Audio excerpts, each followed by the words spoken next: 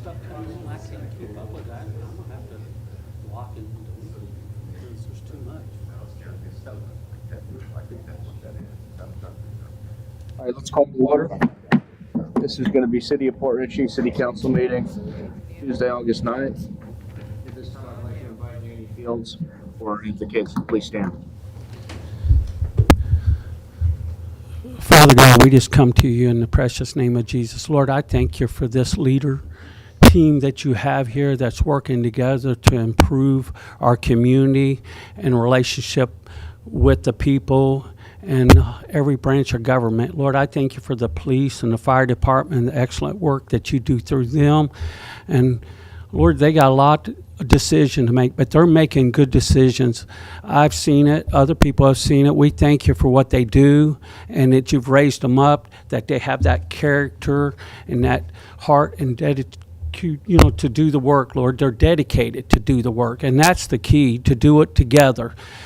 Each one of them is gifted. I thank you for Rachel and everything that she does to keep the budget down, and I know that together as a people that this place is great, and it's got a great reputation because of what they do, because of you and the prayers and the unity of serving you as servant leaders. So we thank you in Jesus' name, I pray. Amen.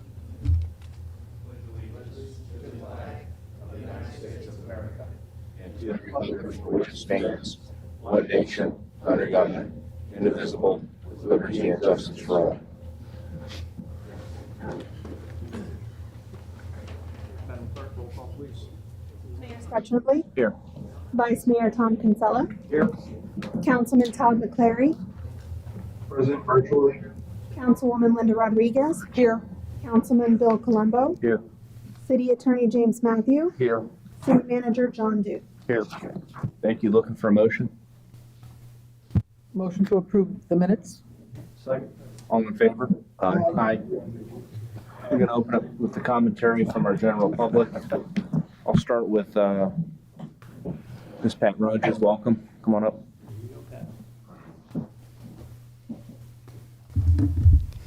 Pat Rogers, 4838 Sunset. I come to you tonight, and good morning, good afternoon, it's been a long day, Mayor and Council, staff. I come to you representing Somebody Cares Pasco tonight.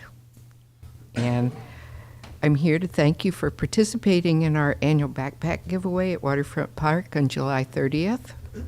A special thanks to the fire and police departments for coming out with their vehicles and providing education and fun for the children and the adults. We had the pleasure of partnering with local businesses, including Blue River Automotive, Port Richey Culvers, Port Richey McDonald's, Ocean Honda, and 3 motorcycle associations. We had live music, and numerous churches and ministries helped with about 50 volunteers giving out more than 300 backpacks. We have over 300 hours of volunteer time and put into this, just to give the children something that they need.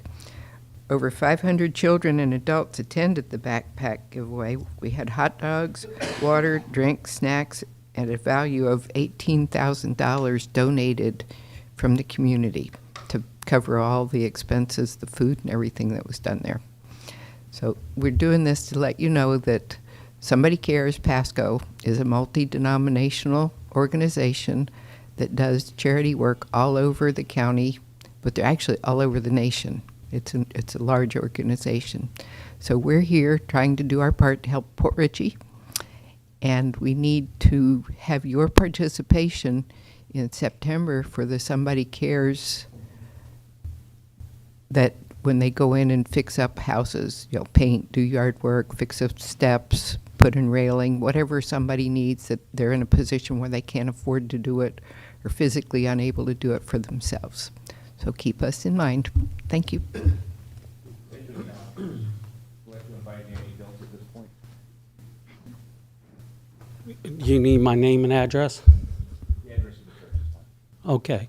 Yes, so Danny Fields, and my address is 8114 Little Kid Avenue. And Yeah, it's the same thing. I want to thank you for partnering with us. Somebody Cares does a lot of work. Like she was talking about, CareFest is coming up. CareFest is to work in our community with the widows and those military and those who can't get out and fix stuff up. So we partner in our community and get resources from vendors and different sponsors to not only fund it and get the material, we go paint their houses, power wash, cut their grass. That helps with code enforcements, all kinds of things. And that's what we're really about. So we are partnering with all these great things that we have. And thank you for your time, to listen to me speak. Oh, okay, yeah, I looked at the clock, I seen 0, I hear the beep, so I thought I was done. But, so, yeah, it's very important, all these things that we partner together with, because this is what's making Port Richey great in Florida, and it's lifting up the police, the fire department, the mayor, you. I know budget, we have to deal with the budget too, and you guys are doing an excellent job. Rachel, she does great work. I know she's got a lot on her shoulders with keeping that balanced out and all the things that she has to present to you, like all of you is working together. I mean, you're getting new equipment, police and boats and fire trucks and ambulances, and they're working together in the community. And what we want to do is serve. We're here to serve you like you're serving us, and serve our community and do it together and live in a great place where we could have fun and have a lot of good activities going on, like you guys did the fireworks. Whatever we could do to partner with you, that we'd be more than happy. So if you come up with things that we could do together, we could discuss it, see what we could do, how we could partner and work together. Thank you. Thank you, Mr. Fields. And at this time, nobody else has signed up, but I'd like, by show of hands, to see if anyone else would like to speak. At this time, there's no hands, so we'll move on to the next item on the agenda, and that's going to be, what I'd like to do is combine commentary from city management and commentary from the mayor and city council all into one category. I think it gets confusing when you question him and then go back to separate topics. I didn't know how, if you. My personal feeling is, a report from the city manager is a standard thing we've done forever. Right. And I'd be inclined to say that let the city manager make his report, and then if we want to reserve comments from city Then council, we'll go around. and then we'll go around. Understood. So, rather than pepper him with questions, I'd rather go around. Yeah, let Okay. him make his report, and then we'll pepper him 3 seconds later when he stops talking. Are you guys okay with that? Sounds good. Okay. So we're going to start with, by inviting Mr. Duke to speak at this time. Thank you, Mr. Mayor. In Public Works, lift station renovation continues. The contractor installed the valves at the Olsner lift station today. They'll be wrapping that up either tomorrow or the next day. It should be starting on the lift station near Hooters in the next day or two. So that project is moving forward. I had the opportunity to meet with Mike Carballa, the new county manager. Spent 10, 15 minutes chatting with him. That was a good introductory meeting. Both of us committed to continuing the relationship Mr. Biles and I had initiated a year and a half ago. With the Restore Act, the plan amendment is in process. I got the rough draft today. I'll be working on that and getting a little assistance with that, but that one's moving forward as council directed. I had an opportunity to speak with Chris Martin with AIRS, get an update on the Cody River Landing. AIRS is engaged in the permitting process right now, and so they're working with Swift Mud, FDOT, and Duke. They expect to have responses from Swift Mud and FDOT in the next 3 to 4 weeks. They expect to hear from Duke a little sooner, but Mr. Martin wasn't going to give me an exact date, so I'm going to conservatively say within 3 to 4 weeks they'll have all the permitting completed and then be ready to take up with their team any comments or requirements of the permitting entities.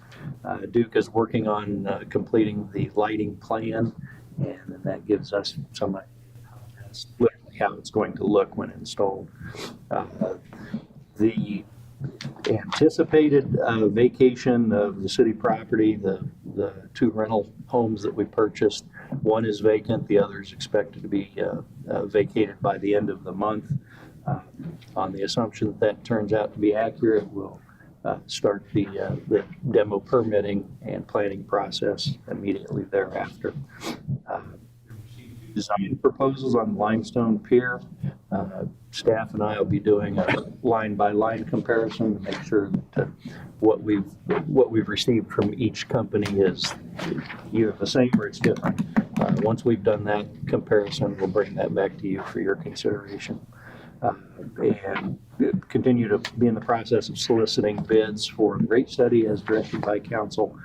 As soon as we've got that completed, we'll bring that back to you as well. On a personal note, I'll be out of the office on the 22nd. I'll take one personal day, so Sal will have to cover for me while I'm gone. So that's all I have, Mr. Mayor. I stand for your questions. You're peppering. Peppering the proper phrase. All right, what I'm gonna do is start with our Vice Mayor, Mr. Kinsella. The question on the FDOT, that piece of it, the permitting or whatever, Harris is looking for, is that coming off 19, eliminating that southbound right turn? Yeah, the FDOT is considering that. What Chris told me today was that FDOT is looking favorably at that. They're likely to approve. He wouldn't give me any, it's going to happen until FDOT, but he seemed pretty positive about FDOT being about ready to approve that. So that Sounds encouraging, thank you. Yep. Thank you. At this time, Mr. McClary, Councilman McClary, do you have anything? Yeah, can you hear me? Yes. You mentioned in your report that you are starting the permitting process, or will be starting the permitting process for the removal of those two rental properties over in the Cody River Landing area. And do we need demo quotes for that, or does that fall under the $10,000 cap, or what is that? I'm not sure. We will take out our own demolition permits, just like anybody else would, to have a property demoed. I'm not sure I heard your question completely. I guess who would be doing the work? Are you bidding out that Yeah. work, or that's what I'm looking for, the physical demolition? Understood. We will bid that out just like we do any of the other demos that come through the building department. Okay. That was my only question. Thank you. I had questions on both of those issues that were a little bit different. The FDOT issue in the Cody River Landing, not only do we need approval, are we also trying to figure out who is going to pay for the construction if that has to be changed? Do we have to pay or do they? And I don't know if we know that answer, but I think that's going to probably add some cost if we have to pay. So I just wanted to know and maybe bring that to our CRA board if we can find that out. I don't have an answer to the question, but I will get one. The other thing had to do with what Mr. McClary was asking, the demolition of the houses. I know that we had a $100,000 line item last year for demo that I still think is out there. We haven't spent it. And I wasn't sure if that line item was our CRA versus general fund. So I wanted to ask if anyone knew that question and if that's the fund that we're using from this budget cycle.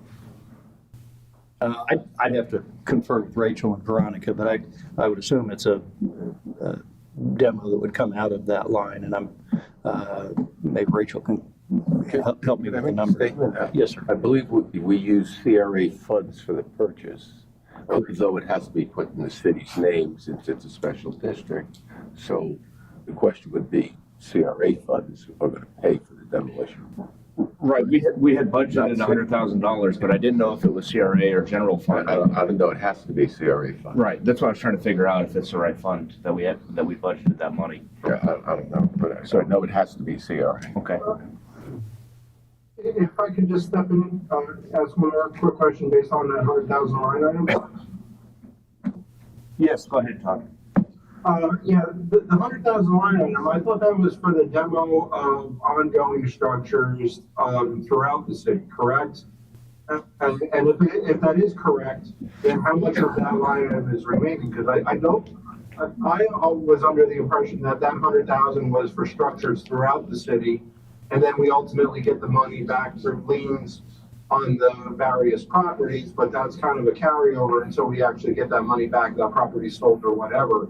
I didn't think that 100,000 was just for those two structures. No, that's correct. That 100,000 is intended and has been used for demolitions throughout the community. Now, whether we use those funds or CRA funds, based on Mr. Matthews' wise counsel, it sounds like we'll use CRA funds for that. And I don't know the number remaining. Do you have any idea, Rachel? Yes, so we budgeted $150,000, and to my knowledge, we've only spent $660 unless you have anything else you're planning on spending. We have a number of projects pending, but that hasn't come to expenditure yet.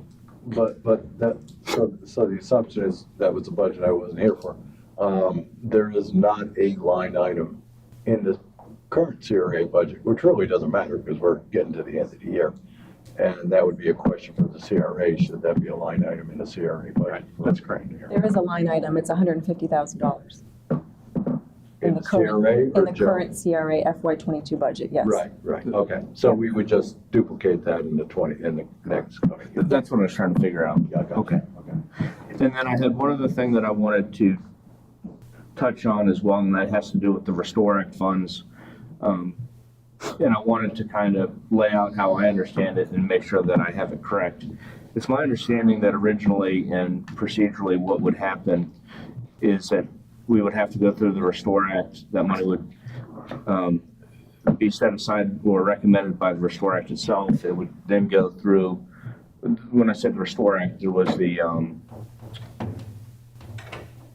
Restore Act committee. So you'd go through the committee first with those recommendations. Then it would either be approved or not approved and then go up to the Treasury. And then it would be almost like a pass-through grant where the county would administer the grant and then it would be approved or disapproved by Treasury and on from there. The process, it's my understanding, for our money has now changed because we went before the county commission, I think it was about 2 years ago, and it was an item on one of their discussions, and they actually voted. And they voted for that money, this 667, to be set aside and managed by the county. And I think the Treasury had released that money back to the county to spend it any way that they deemed fit, the county commission. So it's my understanding we don't have to go back through the Restore Act committee, nor do we have to go through Treasury, but we have to just petition directly with the county, and then the county can recommend to either release those funds to us or not.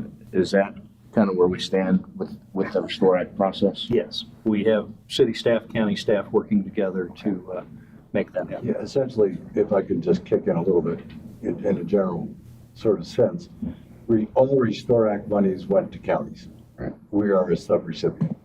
Now, how they choose to do it through a committee or directly through their county commission is entirely up to them. So, yeah, but yes, essentially, as a subrecipient, we don't go directly to Treasury and say we want to change. It doesn't work that way. My understanding, Jim, right? Yeah, for the record, 5 years ago, when we amended the plan, we did not take it to the Restore Act Committee upon the advice, the exact advice Mr. Colombo's giving, that if the county had the monies.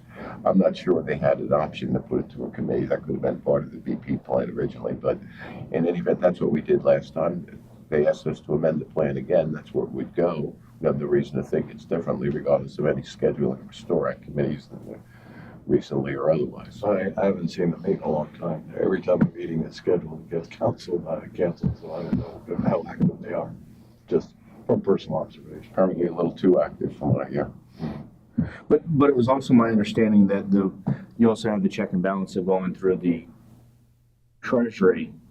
When I say we had to, it was a pass through the county. The county did. It's my understanding that Treasury has now released that money back to the county, but for them to disperse the money, I think how they want. So I don't think we have that step either at this point. Yeah, I don't have an answer. Okay.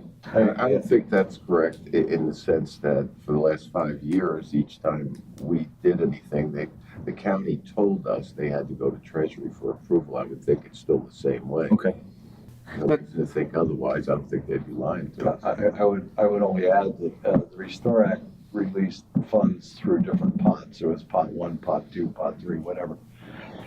And our particular grant, the money that we originally applied for and got permission on, was out of the pot 1 money.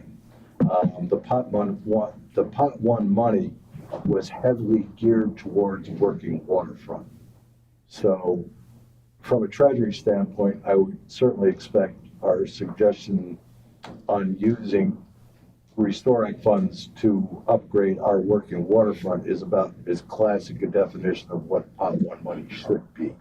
So, but what the county may or may not, hurdles they might put in the way from a federal standpoint, that is, like I said, a textbook use of Restore Act funds. The reason I was asking is my understanding that our project, or that 667, is no longer listed as one of the treasury projects that they have. Have it here. You may very well be right. So that having been said, I was trying to figure out if we have to start the entire process over, or if we can just petition or apply directly to the county, which would expedite the process.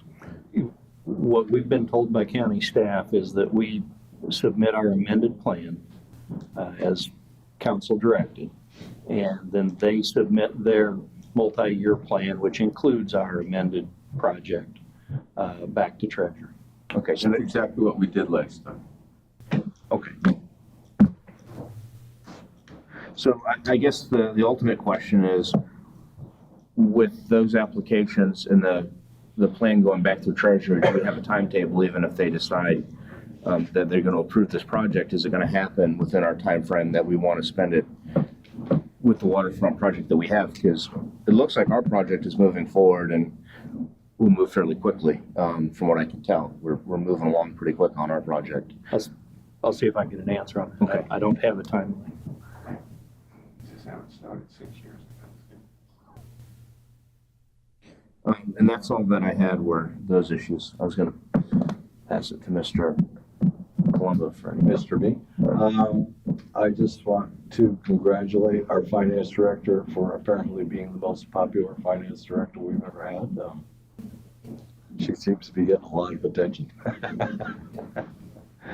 I want to congratulate the city on, I don't know if any of you were particularly aware, but there was a problem with the city website over the weekend, and they got it back up even better than ever on Sunday. So it's pretty cool when they get something done on the weekend. I always like to see that. It was a pleasant surprise. Thank you very much. That was Mr. Licari's good work. Whoever put the hard work in that, you did a real good job. So That was thank you very much.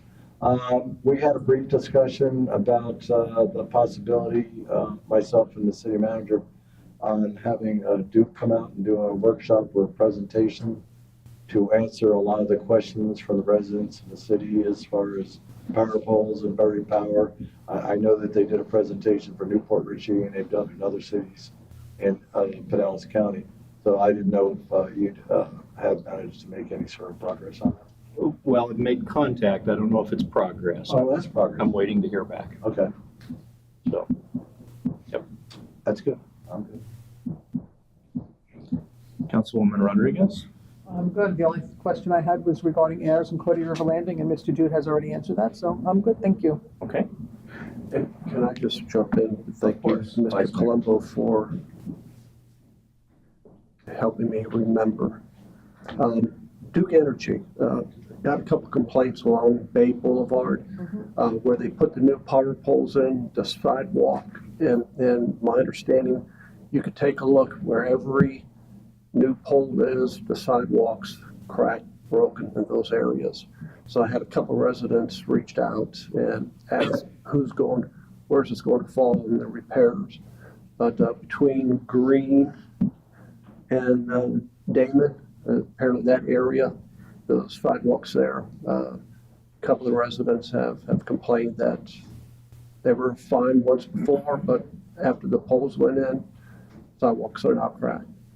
I'll check with Public Works and make sure we've got those on our list amongst a long list of other issues.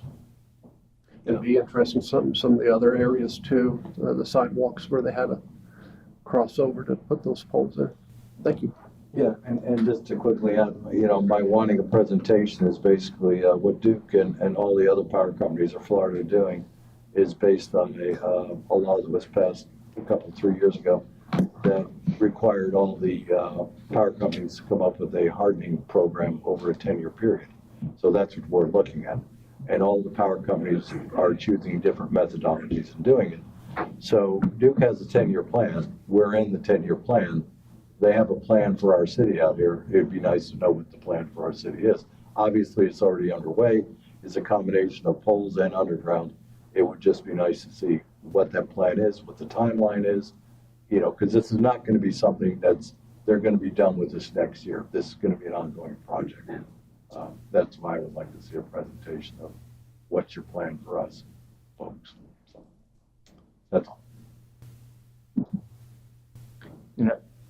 If that's all we have, we'll move on to comments from boards and committees. Seeing no boards or committees, there was 3 minutes that were reserved from commentary from the general public. And Mr. Mueller, if you want your 3 minutes now, you can have it. Dave Miller, 5439 Blue Point Drive. One observation, you guys mentioned 2 buildings that are going to get knocked down. I'm wondering if the fire department might have any interest in addressing some training exercise on that property prior to the demolition. And that way you kind of kill 2 birds with 1 stone. In addition, I'd like to also echo the work that Duke's contractors are doing. They're leading the way, but then there's follow-up work that involves possibly the cable companies and other things that are hung on other poles. If you're going to address that with Duke, they need to address the whole picture, because putting in new poles and leaving the old poles in place, and I know that's not their issue at this point, it becomes the cable franchisor who's got property there. I think there needs to be better coordination of effort, and if we can leverage any intelligence toward getting that addressed, I would appreciate that. Thank you. I would add something else to that too. As I'm in a neighborhood where they're burying the cables right now, we also have streetlights. Streetlights are in the old poles. They're not putting new poles in. So that's another question to ask Duke when they come out here, just exactly how they're addressing that. Not to mention, obviously, the Charter's got cables in the air. Frontier, by me, has them in the ground, but that's not necessarily the way it is all over the city.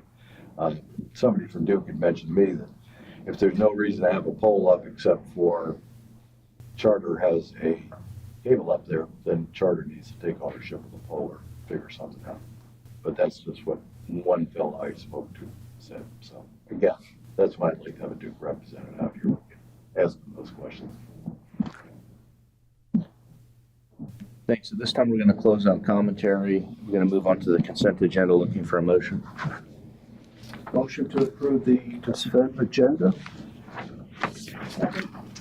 I would just like to add something before we vote. Go ahead. Before we vote, and that's the line item for a month of health insurance, PRM. Another discussion I'd had with Mr. Duke and our finance director, having to do with the fact that we used to have an insurance broker that put our employee health insurance out for bid every year, and that hasn't happened in a long time. Now, PRM is a very good company. They're also a pretty high-priced company as far as health insurance goes. So I would like to see us go back to hiring an insurance broker who is going to go out and shop policies and get us the best price and still maintains the level of health insurance that our employees deserve. So that's since it's on the consent agenda, it just kind of flagged my attention. That's why I brought it up. Obviously, we help. So we have commentary closed. Motion second. All in favor? Aye. Aye. Any opposed? Motion passes. We're going to move on to council business. We'll start with the 2022 local mitigation strategy. We'll pass that to Mr. Duke for introduction. Thank you, Mr. Mayor. The LMS, first of all, I want to thank Amanda and Veronica for their hard work on this. This is our disaster mitigation plan. It fits into the county's overarching plan. It has a role in the CRS insurance rating that we get, and so pretty important thing. Some of the I asked Amanda and Veronica to put together a list of the changes from the previous plan, and those are in your background summary. So would request your review and approval of the 2022 LMS. Open it for discussion and or motion. Well, I will add that I know Veronica worked hard on this a lot, and it's a very serious benefit to our city, and continuously does a very good job.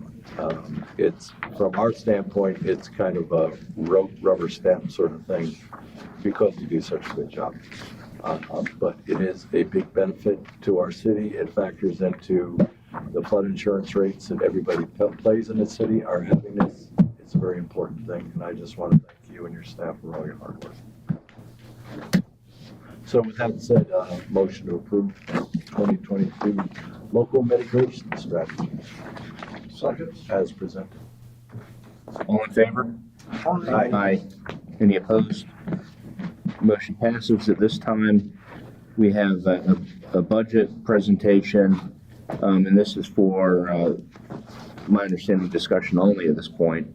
But I guess it's at a council meeting, so we can vote if we needed to on something. But I'm just going to pass it to Mr. Duke. This is a discussion item, correct? Yes, sir. Okay. Pass it to you for introduction then. Thank you, Mr. Mayor. Of course, it's always your discretion to skip the discussion and just approve it. That make Rachel and I's life a whole lot easier. On the assumption that's not how it's going to work. First of all, I do want to thank Rachel for all her hard work on this. Also, the department heads. We have wrestled with the numbers and argued back and forth and tried to come up with a budget that meets the needs, provides the services, gets people paid what they should be paid. In our collective opinion, it's not an opulent budget, but it's not a bare bones budget either. There is a slight decrease in the millage rate, but this budget also takes care of continuing to strengthen our reserves with adequate contingency for those things that we don't think of during the budget season. Things that break, things that catch fire, fireworks, the things that come up that we don't anticipate. So for Rachel and I and the department heads, this is a comfortable budget. It is a budget that continues to do the things that we've done in the past, but continues to strengthen our financial position. Rachel's going to delve into the numbers and the details. But just to give you, I'm going to steal a little bit of her thunder and kind of go through a couple of things that are changes in the budget. We are asking to increase our IT specialist from part-time to full-time. I'll just say there's an ongoing and ever-present need for that. I want to add one utility crewman. We'll fund that 95% out of the utility fund. Although contracts haven't been completed, for me, it's comfortable to plan for a 3% across the board increase for personnel, not to include contracted personnel. Rachel spent a lot of time on the moving pieces, and this is something that's hard to appreciate unless you've watched her move one piece and three others shift. We've removed as recommended by the CRA audit, we've removed the salaries from the CRA budget. That moves expenditures over into the general fund budget. At the same time, we've reduced the size of the CRA. That saves the city money that it doesn't have to pay into the CRA. Each of those changes moves the marbles around, And Rachel's done a fantastic job of trying to keep them all contained. And if we change this, what else changes? If this goes up, what goes down? Most notably, and this is completely to her credit, she found a way to save us $140,000 in property insurance. That's pretty dramatic. Now, with other costs coming out of the CRA and back to the general fund, some of that evens out. But for me, that was pretty impressive.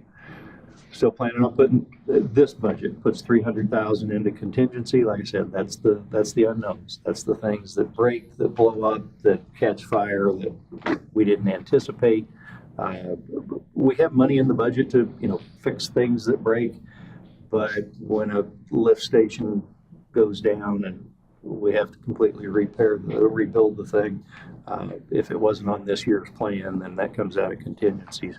Contingencies that are not spent ultimately go back to your carryover, your reserve. So to the extent that we can be careful and not spend contingency funds at the end of the year, you'll see some of that reflected in this budget. The money that we didn't spend this year is money that stays in the bank and helps protect the city. This budget anticipates having a 30% reserve. And I think I don't know the exact numbers, but that's a pretty significant improvement over some years past.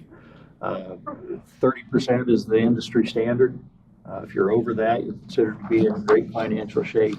If you're between 25 and 30, you're okay. If you drop down below 25, people really start paying attention.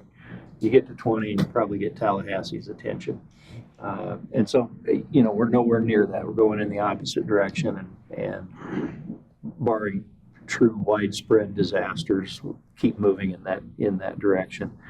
We did put $100,000 in to analyze and update to basically do an impact fee study.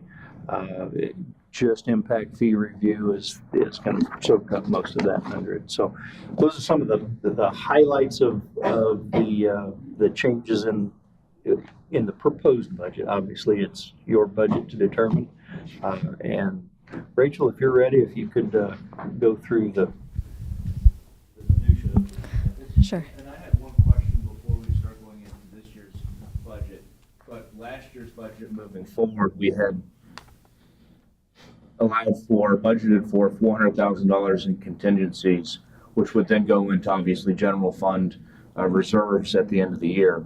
And I wanted to know if we're still on track to have that entire $400,000, or if some of that is projected to be spent. So we'll know rolling forward into this budget, how much of that money was spent.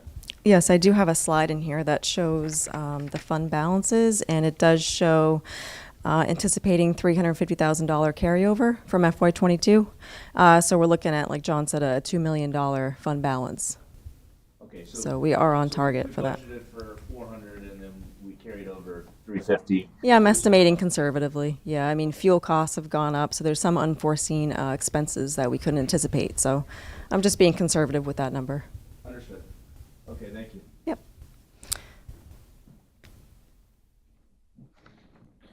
Which one is it?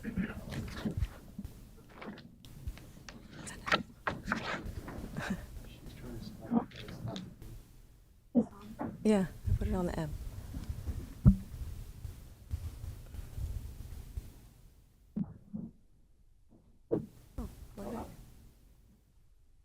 Go up on it. Okay, thank you. Okay, so I was just going to review the types of funds that the city has. So we have our general fund, which is our main operating budget that supplies all the funding for our city operations. We have special revenue funds, and those are reserved for more specific purposes. And then, what am I doing wrong?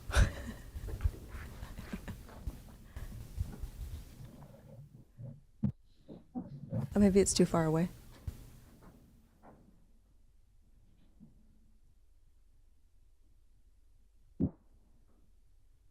As long as we get the full time. I wonder if it died.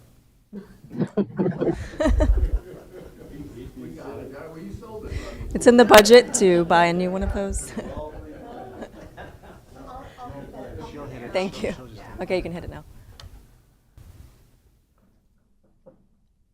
So here's an example, well, all of the special revenue funds that the city has. So we have a police confiscation fund, and that's revenue from our impound lot. We have a training fund per state statute, and that comes from traffic citations.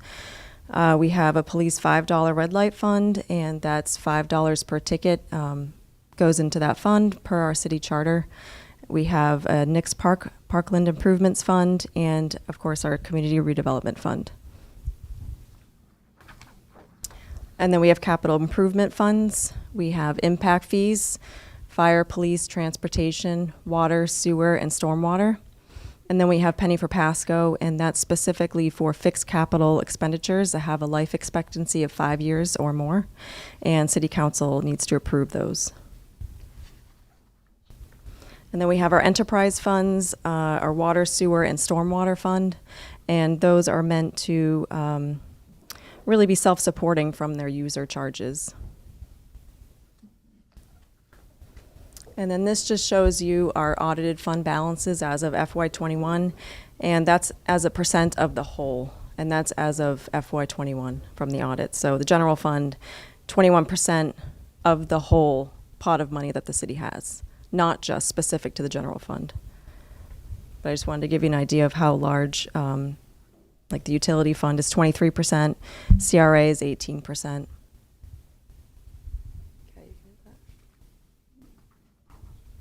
And this is answering your fund balance question that you had. So this shows our FY21 audited fund balance. We have 1.717 million. As of at the end of that year, we're looking to carry over $350,000 in FY22, and that will give us a beginning fund balance for this new budget of $2,067,000, and that's 30% of the FY23 budget. And then this shows the fund balances for those other funds, penny for Pasco, estimating a beginning fund balance of 1.2 million. Police confiscation, 78,000. Police training fund, 28,000. Police red light, 85,000. And then in utilities, 1.3 million, and that's 27% of their FY23 budget. And then stormwater, we need to perform our rate studies so we can start building those reserves again. Good question. On the police confiscation fund, we have a 26,000. We had 22,000, and we come up with 78,000.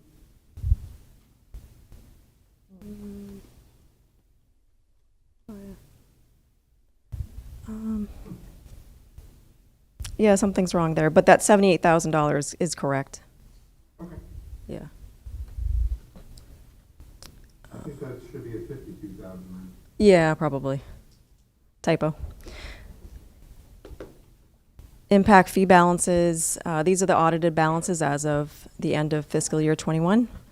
So this is our police, fire, transportation, water, sewer, and stormwater impact fees. We have about $1.8 million total. And then on to our revenues.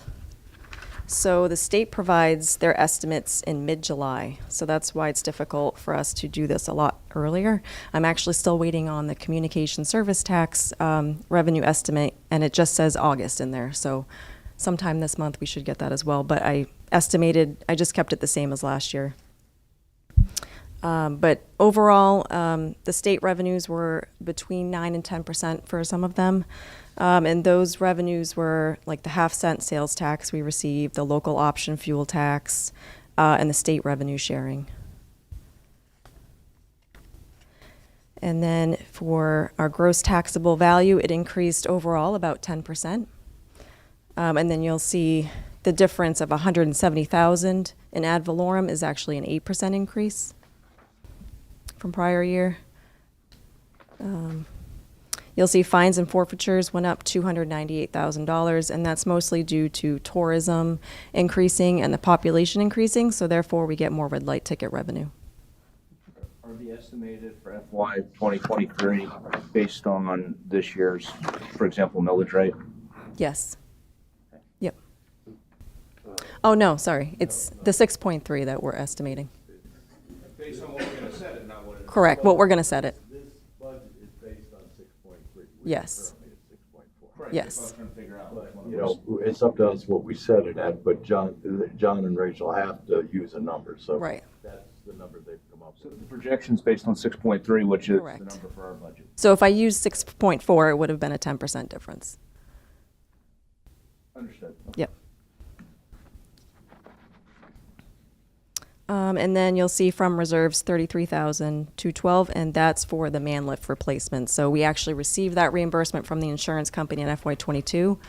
We purchased it, but we haven't received it yet, so we can't pay for it. So that money's sitting in reserves, so we have to appropriate that to pay for it next year. So our estimated revenues are 6.867 million. And then this is just a summary of revenues by fund. You can see the general fund that we just went over. And the water and sewer and stormwater are pretty similar for this year because the rates haven't really changed at all.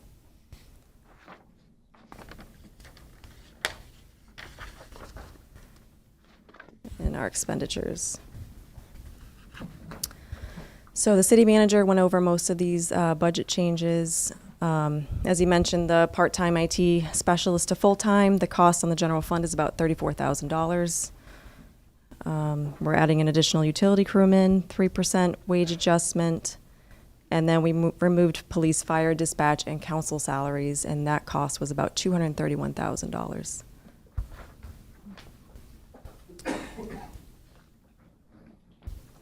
And then he mentioned we're potentially saving $140,000 by switching to Florida League of Cities. So the difference with them is they don't have a commission for their agents, and they don't use third parties. They do all their claims internally, so they're able to save money that way. And we are currently with PRM. that here. Yes, yep. And then we budgeted $300,000 for contingency. This year we had $400,000, so we took $100,000 and we would like to update the impact fees for police, fire, and transportation, and that's budgeted in the building department. And then from that $300,000 in contingency, we'd like to move $50,000 to a compensated absence fund so that if there's a retirement or a large sick or vacation payout, we can fund that from that fund. And that way, departments aren't using their salary budget line to have to pay for that. And currently, our general fund liability is $586,000. So it's pretty large, especially if you have somebody leave that's been here for 10 years or something. The payout can be very large and really affect their bottom line on their budget. Conceptually, the idea is to contribute 50,000 a year Yeah, for the next 11 years. yeah. I mean, whatever the council wants to contribute to a fund, but just something to start it. Mr. McCleary, if I could, one of the challenges that Rachel and I wrestled with is over $500,000 in liability. Now, that's based on everybody in the city quits at the same time and wants their vacation and sick leave payout. That's not going to happen. I mean, if that happens, we've got bigger problems than that liability. But it is a liability that has to be carried on the books. And Rachel and I thought, you know, at the very least, fund it for 3 or 4 years.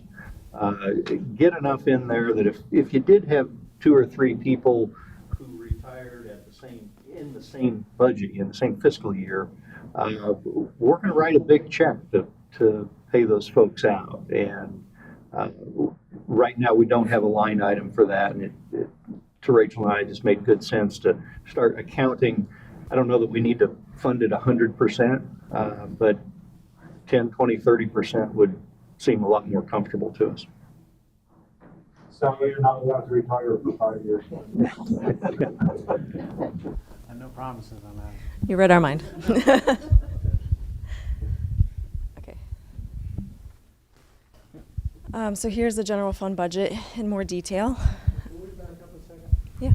Did we cover the $100,000 analyzed update impact? Did I miss that part? Yep. So like I said, this year we have $400,000 in contingency. So next year we're kind of breaking that out and putting $100,000 for the impact fee study.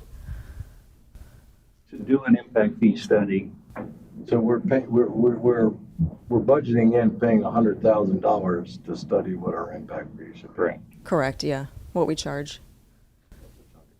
Yes, sir. Yes. And you cannot use impact fee funds to fund a study, so, yeah. Where did we get that number from, though? Got my question. Right, that seems like a lot of money to Yeah. study those. Well, we had reached out to engineers for the stormwater rates and the utility rate studies, and we kind of asked them that question at the same time, how much would an impact fee study be? And that was kind of the ballpark of what we got. Would that be part of the regular CIP plan though, or would that be separate? That'd be separate. Okay. You'd want to tie your CIP plan ideally to your rate study. But your impact fees are kind of a different body of work. Okay.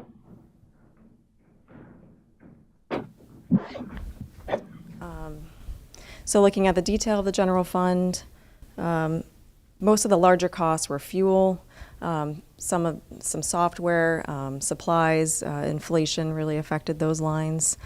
And then you can see the CRA, the money that we had to spend on salaries that was in the CRA previously, we now had to pay for that out of general fund. And then you'll see that last line, building, 148,000. So 100,000 of that is for the impact fee study. So that's why that line looks really high.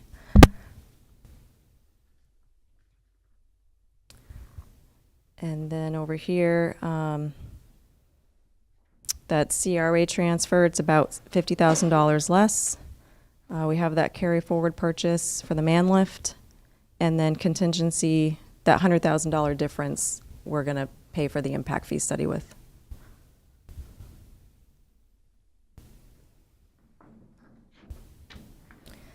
So this is the summary of expenses by fund.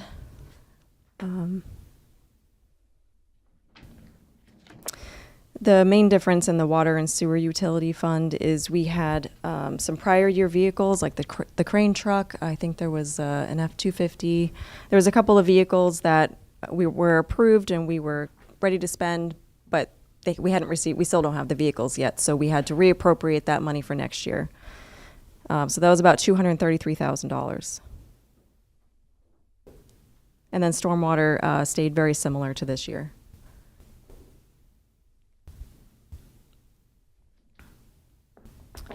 So the utility fund, I did change, like the grants manager salary, I changed it to 35% coming out of the utility fund. She's been working with them on some grants. If you look below, there's a grant for $474,000, and that's for some generators for the utility department. And that is a 10% match grant. So we will have to pay that up front, and then we'll receive 90% of that reimbursement. But we have to budget the full amount to pay it up front. And then we did hire, we're looking to hire another full-time crew member in the water distribution line, so that's why that's a little more expensive. There's less well repairs this year, so that's why that line's down in water treatment. Wastewater services, there's less capital items that we're spending this year. And that's the main increases. Can I ask a question on the utility fund? Yeah. From fiscal year 20 to 21 and then 21 to 22, the fund balance at the end of the year, what there's in contingencies are carried over. Has the trend been going down or up on that? Unfortunately, it's been going down. And by how much? Do we know how much it's going down? Yeah, so I anticipated it going down in FY22 by about $500,000. Yeah, $500,000. Yeah. So we really need to do a rate study. Yes. Very quickly. Yes. Yes. That's what I was trying to figure out. Yeah. Do we have rate study and a long-term plan baked in terms of? Yes, it's one of the lines in the utility fund. Okay. Yep.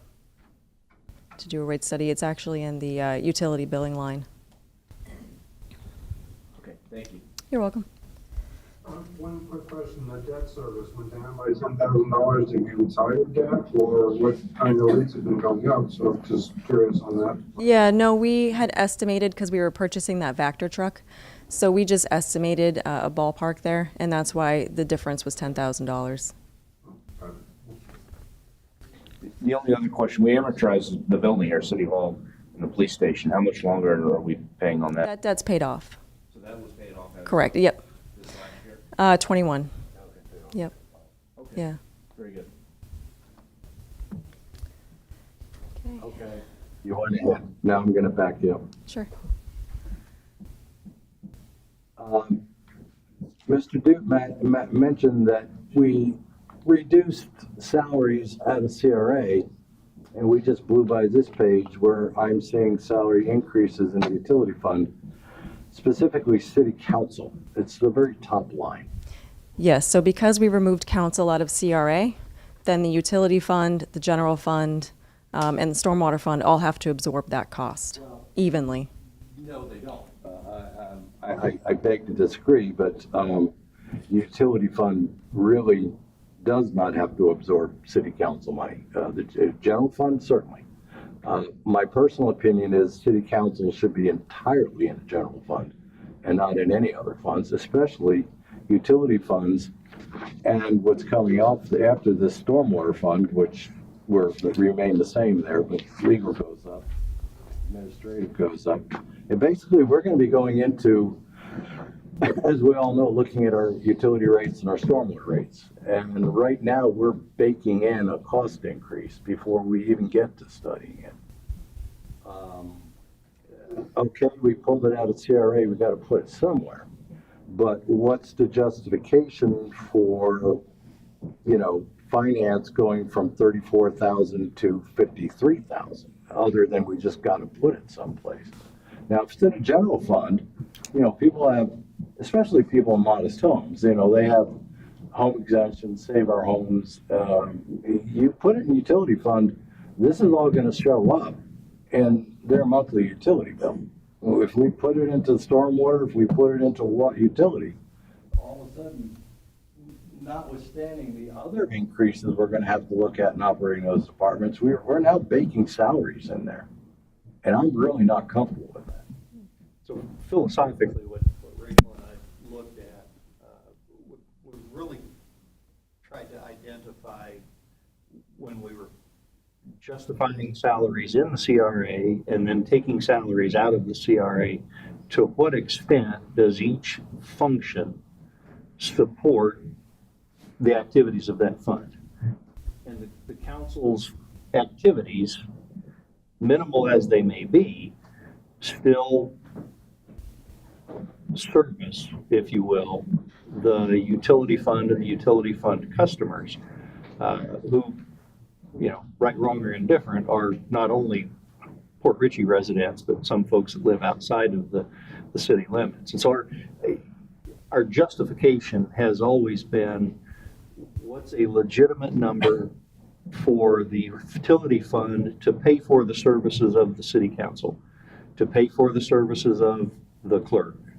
And in some cases, when we said, to what extent does the CRA need to fund police or fire or something else, maybe the answer was zero. But for those, to what extent does my work get spread out to utilities, to general fund? So that, and your administration, I'm not questioning that particular aspect of it. I'm just, specifically, the argument you make could easily have been made any number of previous years, but it wasn't made because it was sitting in a CRA. And the CRA is essentially an extension of the general fund. City taxes, ad valorem taxes, both city and county funded the CRA. So it was all part of the general fund sort of ad valorem picture, so to speak. Now we're moving into billable funds. And I'm very, very, I know we have to look hard at those two funds. I'm very reluctant to, like I said, sort of pack it ahead of time. Again, I don't see personally where the total cost of in the grand scheme of things, minimal compensation of the city council, except for us talking about the stormwater, updating stormwater rates and and utility rates, yeah, we can go a year on city council and not deal with any issues at all when it comes to the utility department, other than maybe, buying equipment or, at budget time. I just don't see it. Can I comment? Sure. I think that if we are going to spend money in that particular item, we should follow the same standards that we use for CRA, where they required or recommended that we have a methodology and there be a process for it. If we don't have a process, it should just go to general fund. So I agree with that. Unless there's some methodology or process that we're using, we probably should not be. I would agree with Mr. Colombo on that issue. Yeah, and that's part of my, right now I'm taking things on blind faith. Administration goes from 151 to 224. I'm not saying it's wrong. I'm not saying it's right. I'm just saying I just see a big jump in the number, and I can't help but question that. Again, we are going to have to deal with the fact that someday, soon, our city residents are going to get the utility bill, which includes stormwater and water and sewage, and it's going to go up. And I'm not looking to make it go up even more to where folks who are already, in an inflation crunch like the rest of us, including the city, all of a sudden have them get slammed with a big old water bill when there's stuff in there that I'm not really certain ought to be in there. So I would encourage kind of us focusing on this is our first budget hearing, as it were, or budget workshop, as it were. So this is the time to bring these things out. This is the time to kick around and say, do we want to look at this? Do we want to delve into that subject? That's a subject I'd like to see us dig into. Okay? Understood? Okay, that's it. That's my thing. Any other commentary on that point? No. Okay. And then stormwater fund, you'll see like the negative 6,098, and that's just because we moved mulching that was previously in stormwater. We moved that to the general fund in public works. And then public works, that 7,872 was for crewmen. We moved a portion of that to the utility fund because it made more sense as to the type of work that they were doing. And then the next one. So this is our final slide showing the general fund millage calculation. So as I had said, the gross taxable value increased about 10%. And then the CRA taxable value increased about the same. And then we're looking to remove Harbor Point and Sand Pebble. So our CRA funding would be $601,000. And then our general fund appropriations. And then the contingency that we're looking at $300,000. And then the revenues that we'll receive from state and other sources, $4.6 million. And that leaves us with an ad valorem to collect of $2.2 million, which would equal a 6.3 millage rate.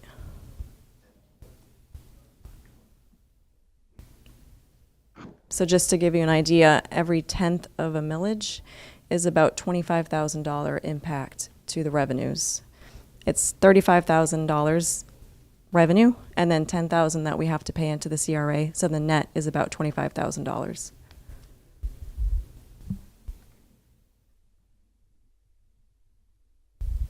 And that's it. One of the concerns that I have kind of mirrors what Mr. Colombo's talking about, Councilman Colombo. Either way. One of the concerns is we go from a fiscal year, and then 1 year later, we've spent 550 grand more, which comes out of reserves, and there doesn't seem to be any explanation for. Yeah, so in FY21, when they created that budget, they did not include any cost allocations from the utility fund. So that's why there's a big difference this year. So they didn't, so the general fund paid for a lot more that year. So that's why your tax rate was 6.78 something. There were no cost allocations from the utilities fund. So they didn't pay for the audit. They didn't pay for, overhead, liability, printing checks. They didn't pay for a lot of those things.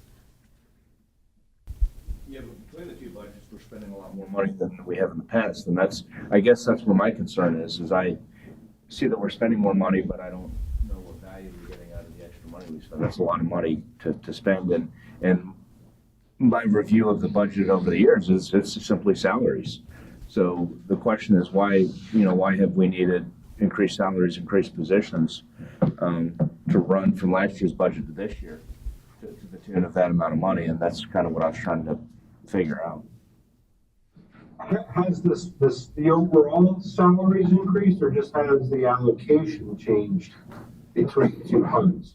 So the cost allocations are just the expenses, and that's what we had a third-party company. We hired Maximus, and they actually went in and gave us the percentages to use for cost allocations. And that's not salaries. That's just, like, if I go to and attend a training and I learn something, and I come back here and I use that on the utility budget, utilities should pay for a portion of that. So that's across the board in the general fund. For like finance, administration, general government, for property liability, those types of things. It's not salaries, the cost allocations. That's directly allocated.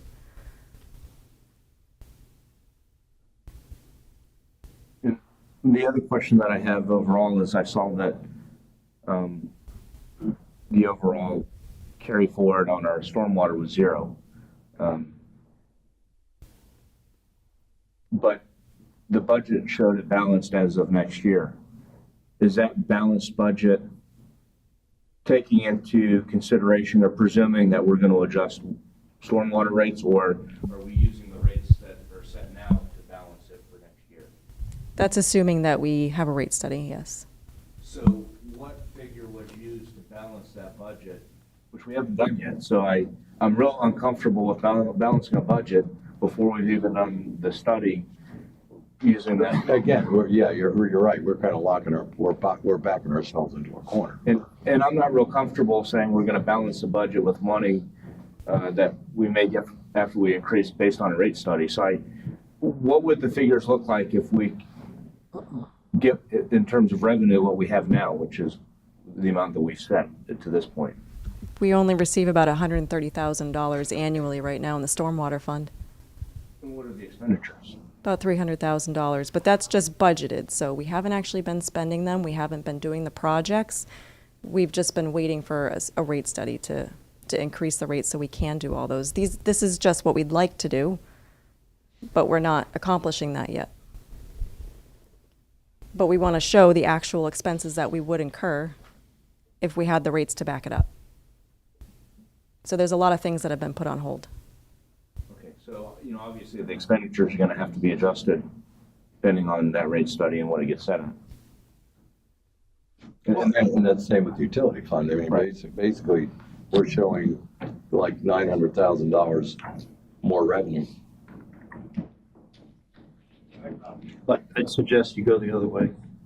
There are things you have to do for stormwater. There are things you have to do for utilities. There are things you absolutely have to do to run those departments. There's costs involved in that.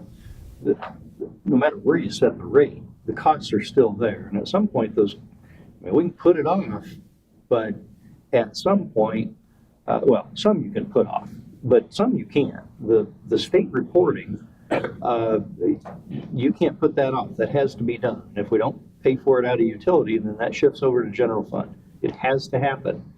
And so what Rachel and I've tried to do is allocate the actual expenses that need to happen in those different funds, in those different areas.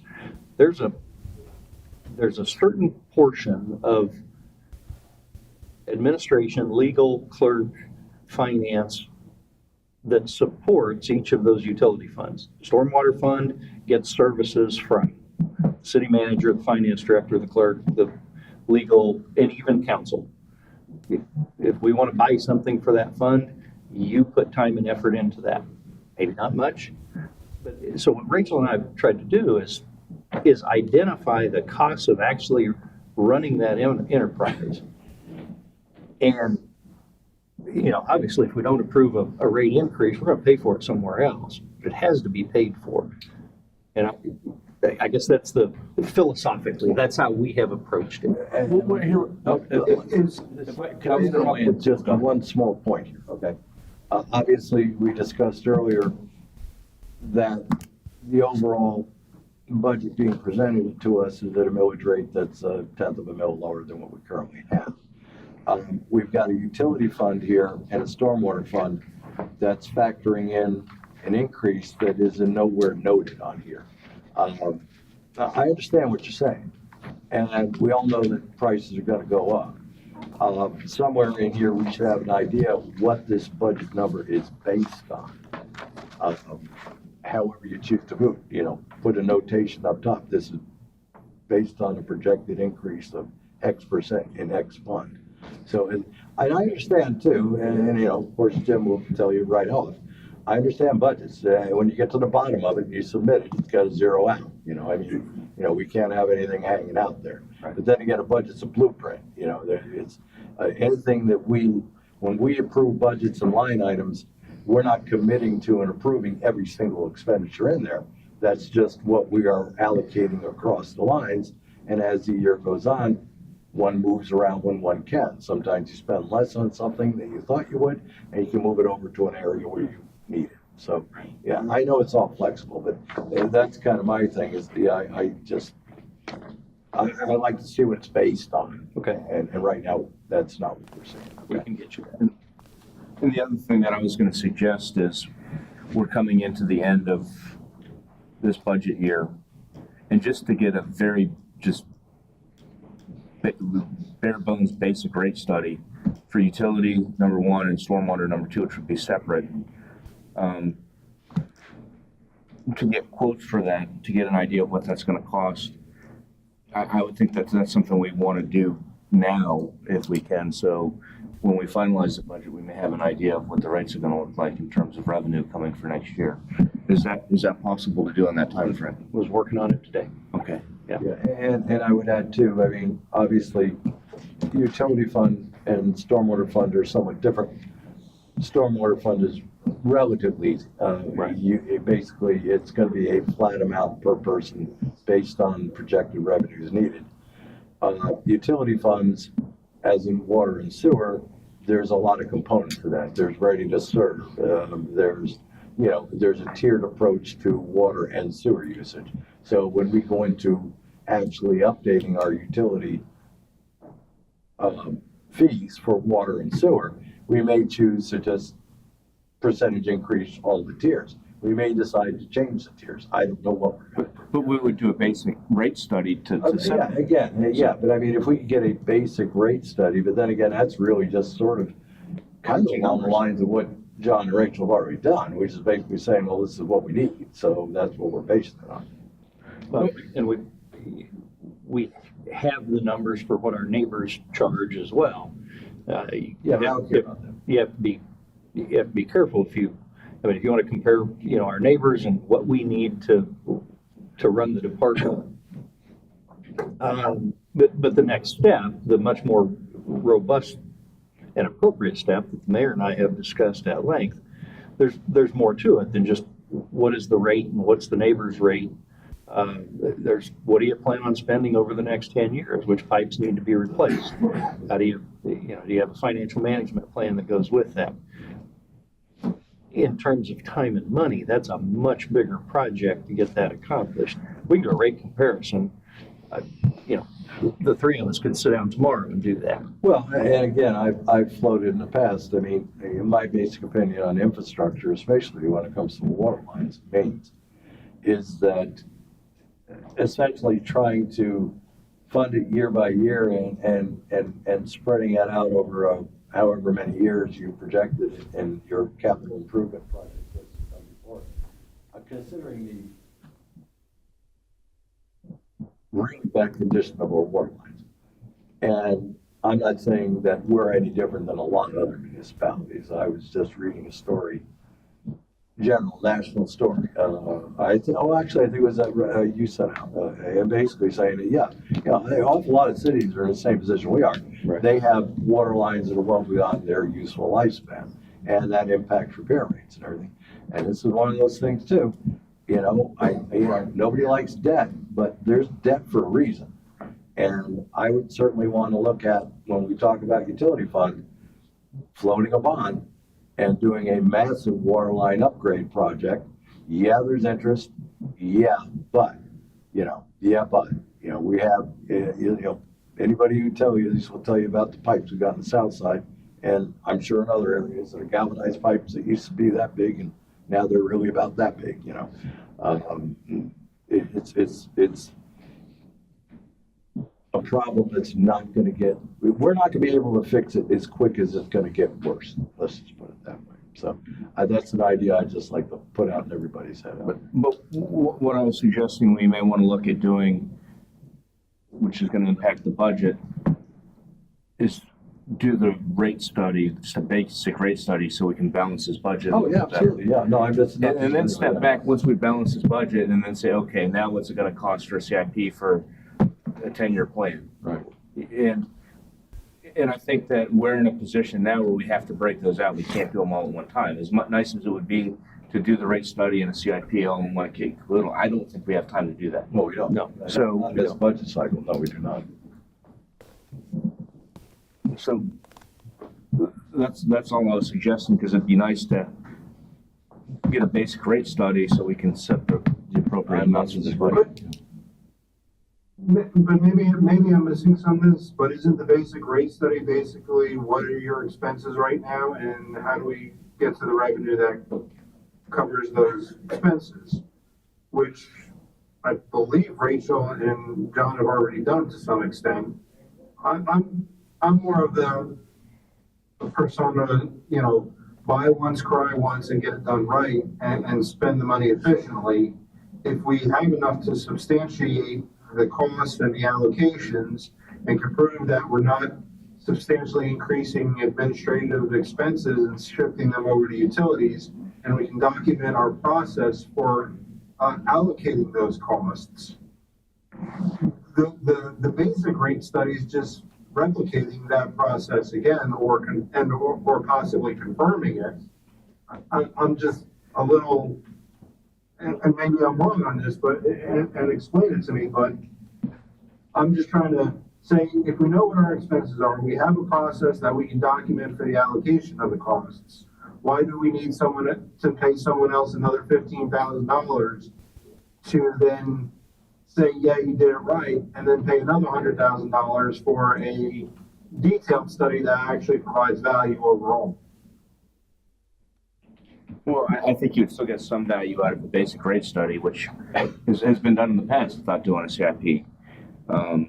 But I'm much more comfortable, and I say this with all due respect to the city staff, having someone that specializes in stormwater utility as opposed to just blanket finance folks do the study and then sit back to tell us, make sure we're on the right track. And that way, I personally feel much more comfortable about adjusting rates if someone from the outside looking in who does that, and that's all they do probably, or a big part of what they do. I'd be much more comfortable adjusting rates for revenues with an outside study as opposed to our city staff, who's probably fairly limited in terms of this particular items. But the only problem I'm having is we know, what are we, $3 now? We know we spend $300,000 a year, so split the baby, raise it to $5, and then we're only chipping in, $100,000 out of the general fund for that, for instance, for that.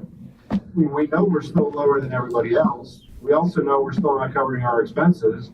And we also know that a rate study would probably say raise it even more. Yeah, but I mean, Todd, we're basically talking budgetary here. We're not setting any rates at all. Yeah, I know. I'm just trying to avoid $15,000 that we know we're going to be spending again, like 3 months from now, 4 months from now. Yeah, but I don't think we can just arbitrarily set a rate for utility or stormwater just to balance this budget. I'm not comfortable with that, I guess is where I'm going. And we can't budget it otherwise. It doesn't look like it's going to have to be adjusted. We had brought that to council before. We had done an analysis, and we had brought it to you before to show you what would be needed to fund the stormwater fund, and it was decided that we were going to have a third-party company do that instead.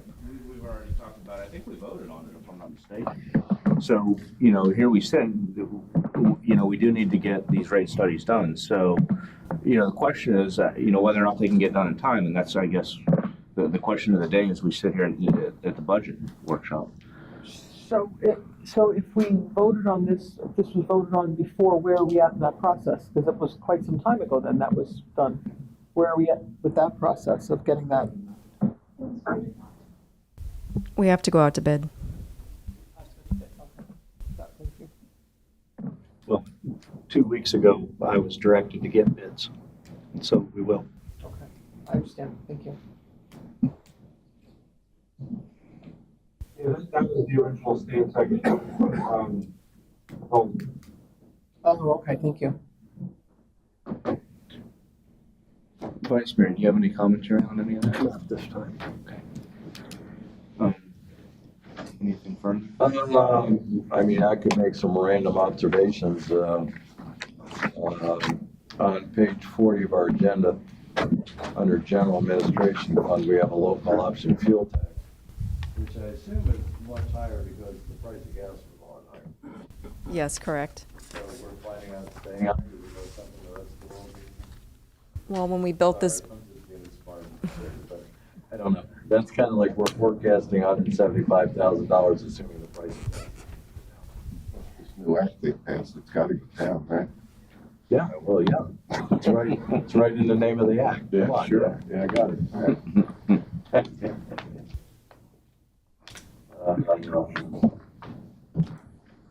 Let's see if I have anything else right here that's worth mentioning. Nah, this is back up to what I've already talked about. So. I'm good. And so, just to kind of go around, I guess one fund at a time. I'm pretty comfortable with the way our general fund looks so far in this particular budget, the way that the millage rate is set. And I wanted just some general input on that one fund. I agree. You're okay with that? Yes, I am, thank you. very good. Yeah, no big issue. Todd, anything on the general fund? No, I'm good. The next fund that I just wanted to touch on is CRA. Looking at everything in the budget, I didn't see anything that really popped out, and I actually think that city staff did a nice job shifting those salaries out into the general fund. I think that was a big challenge this year, and it was done appropriately. So in saying that, I like the way that our CRA looks for this year. Not that we can talk about that here. You can talk about it. Just for budgetary Just can't do purposes. anything about it. Well, Yeah, I guess we need to talk Yeah, about it is it part, there, it is too, part of sure. it. Well, yeah, it is part of our budget is how we pay. Yeah, that's CRA, yeah. Yeah. That's fine. So, you okay with CRA as it sits? Very good with that. Thank you. You okay with CRA as it sits, just in the general? In the general scheme of things. yeah, Okay. Till we get to a CRA. Yes, correct, We have to have a CRA budget hearing too, yeah. correct. Correct. My intent is to have one in 2 weeks. Todd, anything on that? Yeah, was your intent we would be? Generally, I'm okay with the overall CRA budget to some extent. The next kind of area that I wanted to touch on, I think that we've kind of pointed out that there needs to be work on the utility and stormwater. But the only other budget that I was looking at, there was one other, I lost it. Penny for Pasco. Penny for Pasco. I didn't see any issues with the Penny for Pasco line items, anything. No, I mean, Penny for Pasco, how we spend money that they cut in stone is pretty discretionary to us, so. But I didn't see any big issues in the budget. No, No, it's all capital expenditures. So I think what we're saying is the city's challenges at this point moving forward in the budget is going to circle around utility and stormwater, correct? I would agree. Guys are okay with that? yes. Just to give steps and direction to work for the next workshop? Yes. Okay. Yeah. But I do have one question on the general fund, if we can circle back. Yes. Not a major question. We reduced the code enforcement. and everyone knows that that's my pet peeve in life, by $10,000. Is there a reasoning behind that? Yes, we actually, let me see, allocated 20% of that salary over to the CRA. It was 100% general fund originally, and then we were kind of looking at what that position handles, and they do some work for the CRA, so we allocated 20%. Okay, so this is a reallocation. Yes, yep. And with that, that's all that I had. I just kind of wanted to give city staff some direction for hopefully a second workshop. And then the other thing I wanted to talk about is when we could potentially schedule that workshop. And are you guys okay discussing that while we're wrapping this up here? Yeah, I mean, you know, I don't know what you have on upcoming, you know, next go around. In 2 weeks, I would anticipate a similarly light, outside of budget discussions. I would intend to bring the CRA budget to you, just like we did the. So essentially, we could kind of just, you know, double team a CRA meeting on a general budgetary discussion. If it feels to you like we're, you know, I mean, I don't 80 or see 90% there's that much resulting from tonight's discussion, you know, that we're talking about, we need a 4-hour workshop or something like that. what I'm understanding is bring back details of how we would intend to expend utility funds, so that you know what went into those numbers. On that assumption, it seems to me like we've got room in a regular council meeting and a regular CRA board meeting to finish up the city budget. Again, this is an assumption, but CRA budget's pretty straightforward. It's not terribly complex. And so I think we could take care of our regular city business and finish up the 2 budgets in 2 weeks. That then leads us, you know, we've already got an idea of, we'll do the first public hearing on the 8th of September, the second public hearing on the 22nd. Yeah. Assuming that We can't bump in anybody else's, so. right. But on the assumption that we don't need another 4, 5, 6, 8 hours of discussion, Yeah, I don't think. I'd be comfortable putting those all onto the upcoming 2 weeks from tonight. I would just, you know, tag on here since we seem to be wrapping up. I mean, I really personally believe that the city council salary should just be in general revenue. I like the optics of it. I think it feels better. It's not a terrible amount of money in any budget line item. Let's just stick that in general revenue and take it out of the discussion.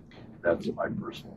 Unless your 4 colleagues tell me otherwise, that's what you'll see in 2 weeks, or if Jim told me otherwise. But I'm more comfortable with that too, unless there's some methodology that we've looked at and used. That's We're not talking a terrible amount of money, so it's almost like, why do it? Let's just put it in the general fund. And just I agree with that as well. never have to talk about it again. okay. will do. I think by consensus, we're okay there. And with that, I think that closes out the budget workshop item on council business, which brings us to old business. And at this time, I was going to ask Mr. Dude about old business and start with the Lunchland Drive pier issue. Can I add one thing before we roll into that? Yes, of course. The possibility of, and what folks think about, posting up this, PowerPoint to the website under the finance department, so that folks can look at the PowerPoint. I shouldn't think that would be too much of a problem. One quick question I had too, is, and maybe I missed this, is there I gonna know be that, but just a PowerPoint, it's a little late to the for them to PowerPoint. comment? Well, I can hear you. Can you repeat that, Tom? Is there gonna be an opportunity for the citizens to comment in any of these workshops, or? Sure.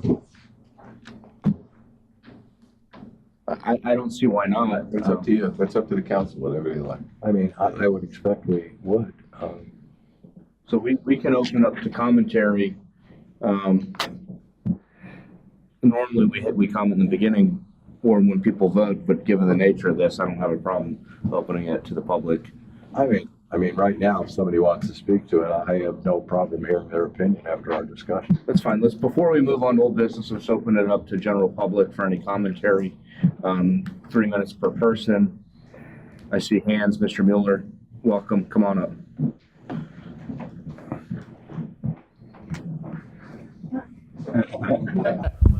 Hello?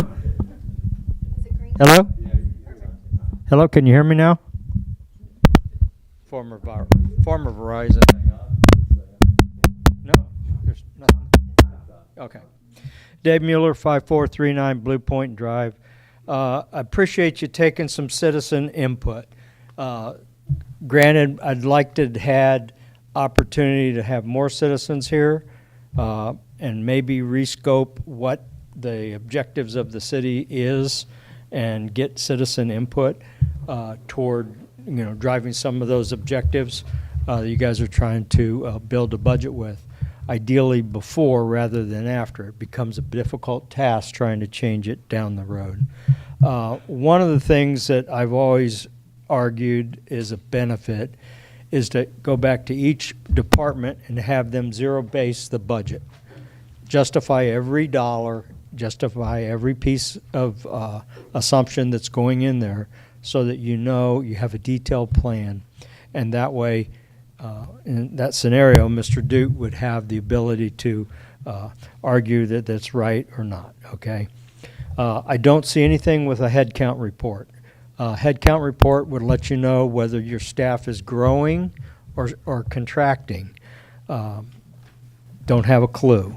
We see numbers on a piece of paper, which is interesting, but bodies are what generate all the benefits, and benefits are what drives cost into the budget. You try to get a handle on that.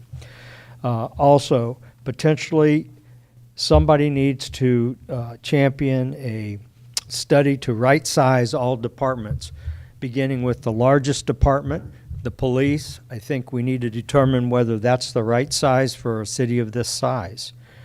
There's a lot of cost in that. It's probably a third of the cost of this total budget. Also, you guys are going to address storm water. I'd like to see a canal maintenance line item in there for the benefit of trying to address some of our water quality that gets dumped into our bayou and silted in. I know that at one point in time, the CRA was addressing that, and that money has been, or those funds have been redirected toward improving the waterfront district. I think there's ability to do both, and I think it's the way we manage that. But we've got to put it on the list. Also, infrastructure. I'd like to see that addressed as well, and it sounds like you're moving ahead with a plan there. As far as the rate study for stormwater, I think Rachel mentioned that about 6 months ago, and it's not rocket science to do the number of ratepayers against the estimate that you have in the budget to address that as a starting point, and then shore that up with something that's a little more granular. Thank you. Thank you, Mr. Mueller. By show of hands, would anyone else like to speak? Seeing no hands, we're going to move on to old business at this point, and I'm going to invite Mr. Duke to speak at this point. Thank you, Mr. Mayor. The Limestone Drive Pier, as I mentioned in my report, we've received a couple of proposals. We reached out to the engineering firms that are on our approved list and asked them for proposals. We've received 2, awaiting a couple more responses, and as soon as we have those, we'll get them back to you. Very happy to hear that as well. Is there a big difference between the two so far? I think one was 150, one's 180, and that's for design only. That's not construction. You're looking at $300,000 to $400,000. At the budget? I was directed to look at ARPA funds for that, and it's going to take about half of your ARPA funds for this year. Any other old business? Start with Vice Mayor. Yeah. Nelson. I would like to compliment the staff for putting that presentation up on the TV screen, sitting out there. in the past, as you know, not being able to see what you guys looked at was frustrating. So to see it up there for people, I think it was wonderful. And you guys did a great job, and I appreciate it. Thank you very much. for all the hard Can I work. ask a quick question? And we did that without an IT person, didn't we? Not a full-time. You just don't know it. We can read it fine. Did you guys read it? That's really true. well? So the front row could see it. Nobody back there. Kind of iffy. Okay. Curious about that. Read it here. Todd, do you have anything? No, I'm good, thank you. All right, looking for a motion. Your Honor, yes, perhaps we could call it new business. Please correct me if I'm wrong, Mr. Duke, but I believe it was administration or the building department had a time-sensitive matter that you wanted to announce the first reading of a FEMA ordinance. Am I correct? That's right. This is Jim reminding you on an important item. Veronica probably explained it better since I'm catching him off guard. Tell him what we need to do, Veronica. Please. So every year, FEMA does some updates and amendments to our Chapter 109, our floodplain. And so we had some discussions with Florida Department of Emergency Management, the building official, and myself a couple weeks back. And so they do the ordinance and they make the changes. So it is something that we're going to be bringing. Mr. Duke is going to bring it to council for your approval. It does happen quite often, every couple of years. It is something that is done. We did it back in 2020. So it's something that's going to be coming up. What's the deadline for that, do we know? Well, we have our 5-year CRS walkthrough September 13th. So we just, FDEM, Florida Department of Emergency Management, just needs to know the 2 dates that we're going to put it before council. So it can go into September. It's not something that has to be done right away, but it is something that we need to get done rather quickly. Something we would want to have in this calendar year, Yes, city calendar year. yes, definitely in And if I September. could just add that, Mickey, it's 2 readings, okay? So we have to announce it. It's gonna take 6 weeks, right? You gotta announce it today. You can't bring it in for a first reading. So it's, Right. 2 and 2. So it has to. We're gonna be pressing getting it done by the end of September right now, right? We're in August, right? So we need to have it on we need to. I'm get gonna bring on it for a first reading For the next meeting. 2 weeks So from we now. did get our tentative millage rate in, right? Yes. And just so everybody understands, it keeps our rates down with flood insurance. And I think the last time we did it was the fertilizer, right? Remember I brought you an ordinance and told you we had to do this, so I did this. You did. Okay, so I went over this ordinance, which pretty much, what's changed in the ordinance, going to change the whole thing. It's mobile homes and knocking them down and raising them up, and some of the standards change. So it's not something, I can't bring an ordinance here for first reading without your permission. So we're just getting it in under the wire. All right. So by consensus, next meeting. Yeah, I just need to announce it. You guys, Okay. So this is the official announcement. Yeah. Yeah, Cool. By consensus, Jim, do what you need to do. Yeah, otherwise I could bring ordinances first reading and, drive the conversation. I'm not allowed to pursuant to our charter.